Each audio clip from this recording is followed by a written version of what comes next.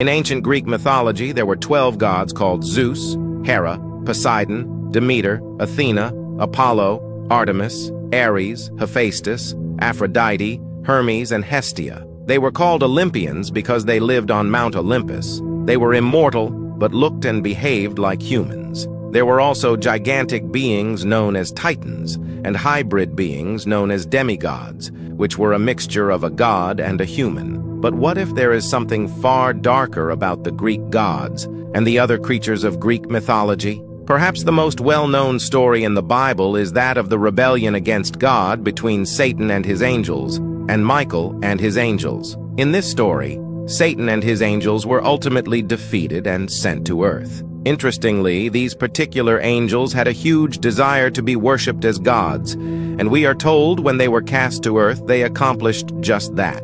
Humans began to worship these deities, even making idols for them. This very thing angered God so much that he said this, "Thou shalt have no other gods before me. Thou shalt not make unto thee any graven image, or any likeness of anything that is in heaven above, or that is in the earth beneath, or that is in the water under the earth. Thou shalt not bow down thyself to them, nor serve them. For I, the Lord thy God, am a jealous God, visiting the iniquity of the fathers upon the children, unto the third and fourth generation of them that hate me." Fallen angels have an eerie similarity with Greek gods, and gods of other cultures as well. The first major similarity is explained to us in one of the forgotten books of the Dead Sea Scrolls, the Book of Enoch. The Book of Enoch elaborates deeper into who the angels actually were in the Book of Genesis, but when we're told about their giant offspring, things begin to get eerie. We're told that angels, known as the Watchers,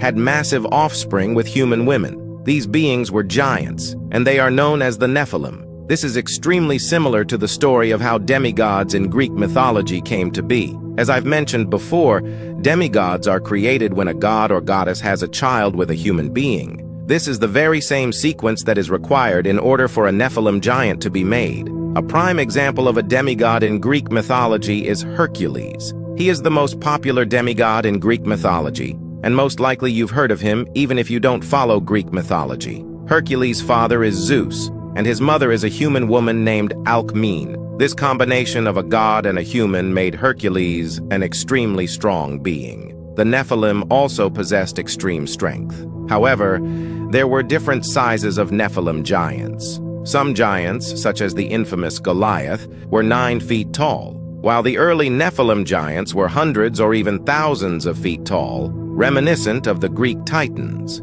The Book of Enoch says this about the women who gave birth to the first ever Nephilim giants. "And they became pregnant, and they bore great giants, whose height was 3,000 ells. Now 1 ell is approximately 1.25 feet. This would mean that 3,000 ells is roughly 11,250 feet. The Greek Titans were believed to be equally as massive. For instance, Atlas, one of the Titans, is famously known for holding up the heavens, suggesting an enormous size. Similarly, Cronus, the leader of the Titans, was often portrayed as a massive figure. The Greeks didn't have a specific measurement for their height, but they were certainly imagined as being much larger than ordinary beings, fitting their roles as primordial and elemental forces of nature. Something I must point out is how the Watchers in the Book of Enoch descended to a mountain known as Mount Hermon before they began to defile themselves with human beings, and the Greek gods resided on Mount Olympus.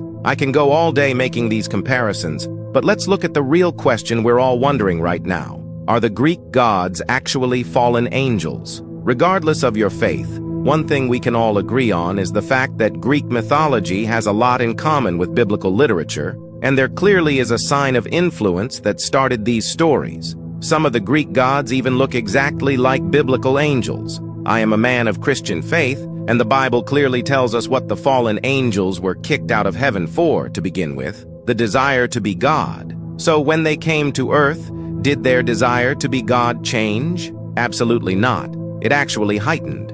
The Book of Enoch describes how each of the fallen angels taught humanity forbidden heavenly secrets. And unsurprisingly by now, in Greek mythology, the gods were often involved in teaching or influencing humans in various ways. They provided wisdom, skills, and even moral lessons. But what came first? Greek mythology or the Bible? They were roughly created around the same time, with Greek mythology being slightly older if we consider the earliest written forms of Greek mythology and the Old Testament. Greek mythology in written form predates the Old Testament by a few centuries. Homer's epics, which contain many Greek mythological elements, were written in the 8th century BCE, while the earliest texts of the Old Testament were written down in 640 BCE, the 12th to 5th centuries BCE. So Greek mythology's written records are generally a bit older, though the oral traditions underlying both are harder to date precisely.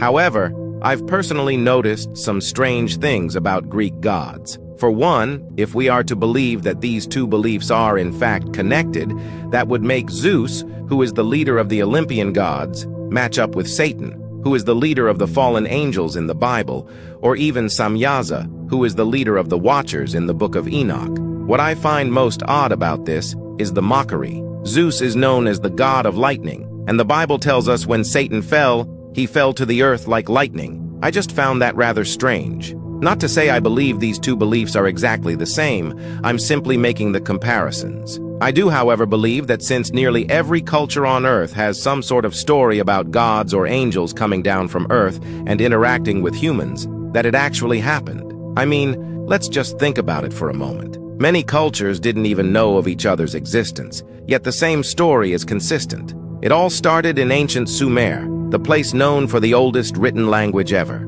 The ancient Sumerian tablets tell their own story of Genesis, but instead of one god, there are multiple gods in this story, known as the Anunnaki. In the story, these mysterious deities known as the Anunnaki manipulated early human DNA with their own, just like we were told the Greek gods did, and just like we were told the fallen angels did. When we take a look at what the Anunnaki look like, they look exactly like a class of angels in the Bible known as the cherubim. Some of them have human faces and angel wings, while some have animal heads and the lower body of a bull, just as the Bible describes cherubim angels. So do you think these stories are all a part of one bigger story written by different cultures? Or is it all completely unrelated? Are Greek gods actually the fallen angels? Let me know what you think in the comment section below.